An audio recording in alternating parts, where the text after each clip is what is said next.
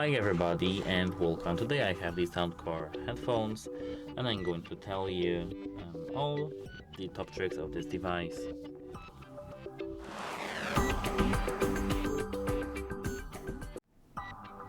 So the first top trick, which is the best for me, is that we have an application for both Android and iPhone phones which does support, and we can manage with this application our headphones.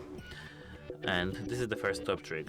The second top trick is that we can easily enable or disable the ANC and manage the ANC strength, or manage just adaptive ANC. The same is with the transparency mode. Apart from that, we have a lot of equalizer presets, a lot of equalizer options. We can set our own clear ID, etc.